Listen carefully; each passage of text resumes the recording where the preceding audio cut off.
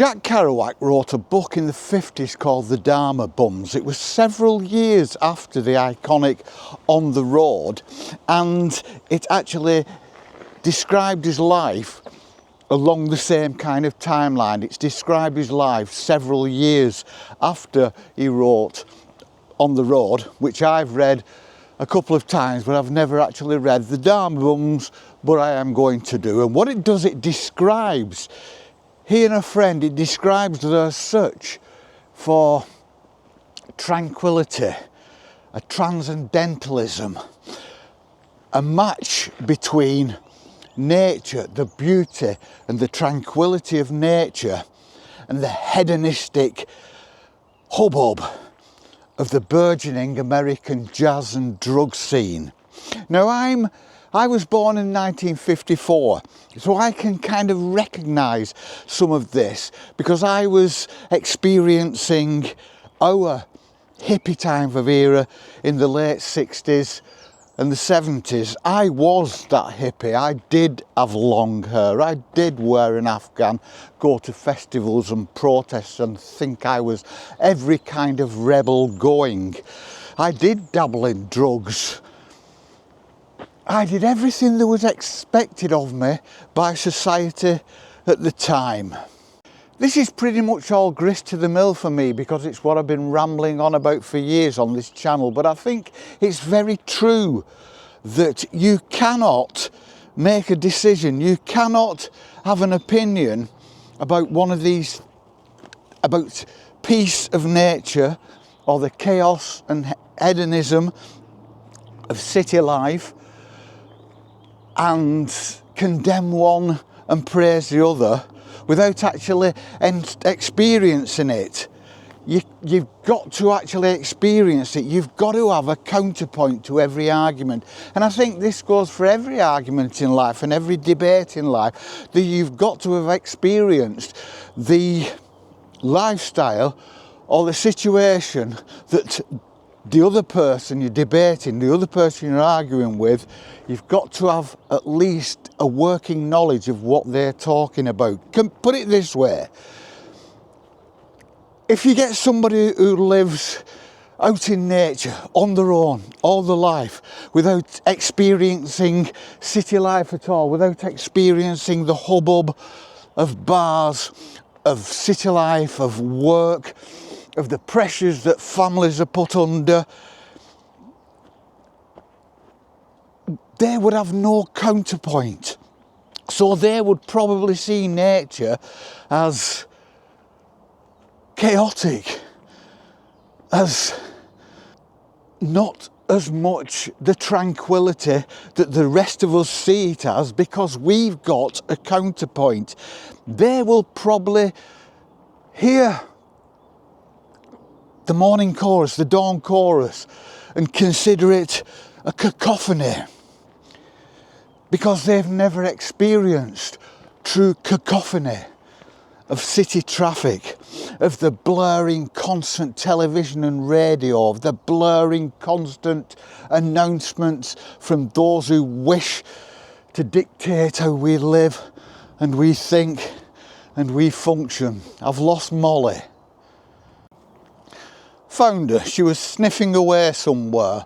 Now, where were we? Yes, we were talking about if you lived in the countryside your whole life and never experienced the city, would you consider noisy times in the countryside like the dawn chorus, would you consider that an uncomfortable cacophony because it's all you knew, it was the loudest thing you knew, it was the most aggravating noise that you knew, even though the rest of us would consider it beautiful? If you lived all your life in the city and never went into the countryside, would you consider the noises of the city, the hubbub? Would you consider the smoke and the smog and the smells and the shouting? Would you consider that to be tranquility? How would you react to be dragged kicking and screaming into the countryside? What would you consider the sounds of nature?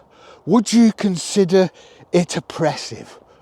Would you be able to handle the silence, the cloying, deafening silence pressing in all around you, such an alien environment? So we need the counterpoint.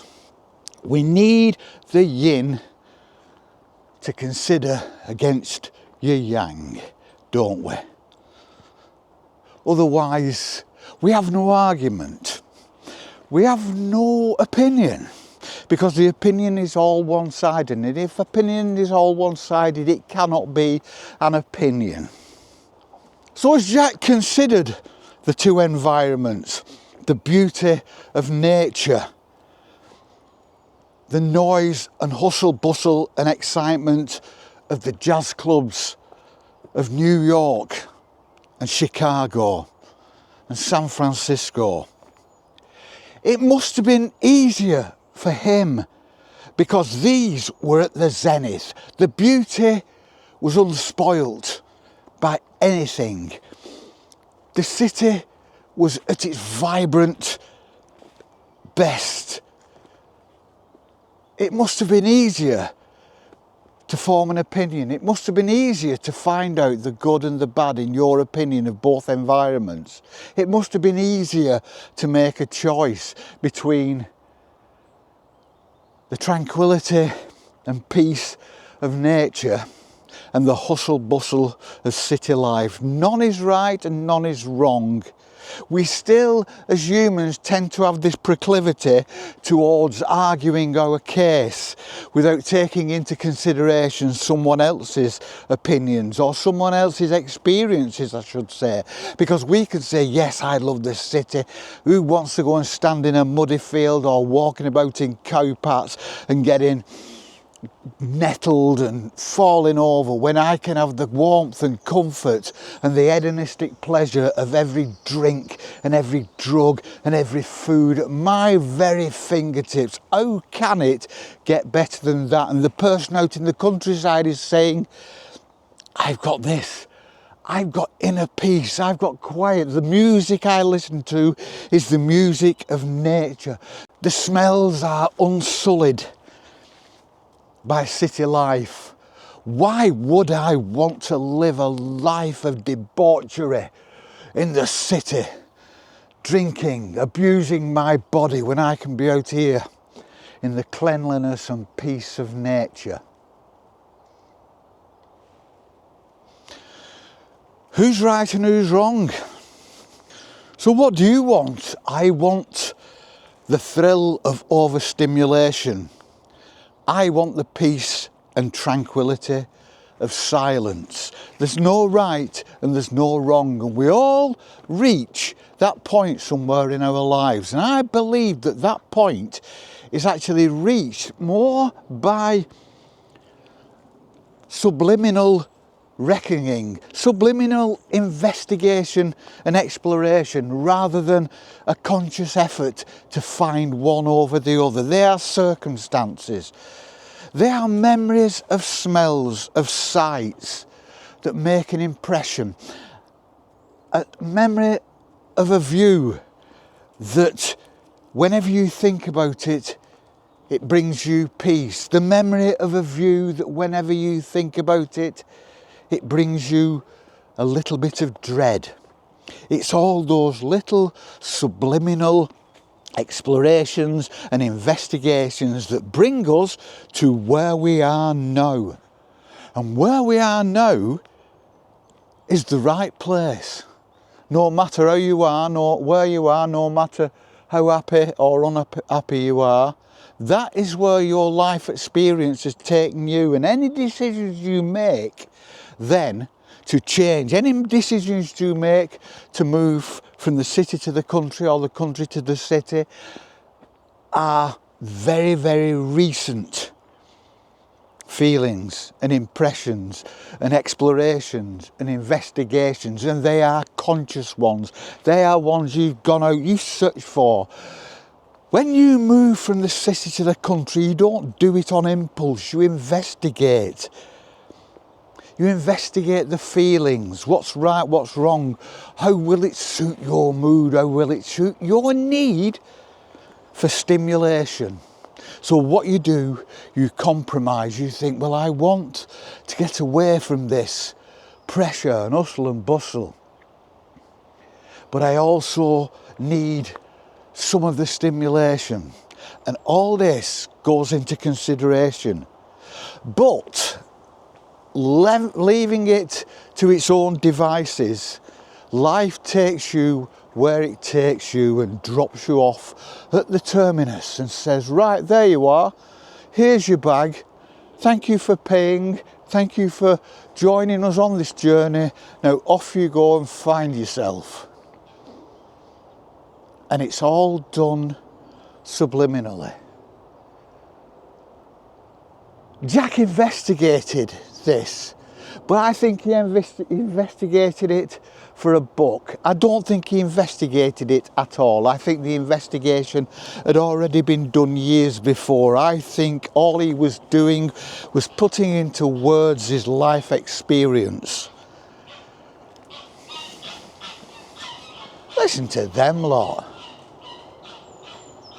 Don't know what they're. Oh, they play bean geese in the tree. I didn't know bean geese flew up through the trees like that. I didn't know they were. Anyway, there they go, noisy buggers. So I think that life leads us, and to where we are, and I believe, like I say, that Jack, all he was doing was documenting. He was finding a reason. He was just finding a reason for being and doing what he had. He'd experienced both the beauty of the countryside of North America in the 50s and also the madness and the hedonisticness and the hedonistic lifestyle at the jazz clubs of the cities of North America in the 50s. And I believe when you read his books that he never actually concluded. He knew where he was, but I don't think Jack Kerouac actually could pinpoint the reason for being where he was. His experiences are vast, so vast and so interesting that he wrote a book about them, On the Road. A work of fact and fiction, an embellishment on his life, throwing in things that happened, things that he wished had happened, and things that he thought had happened when he looked back at his life. And haven't we all done that? Haven't we all done that? And won't we all do that? And does that make us all just Dharma bums? We shall see you on the flip. Peace and love.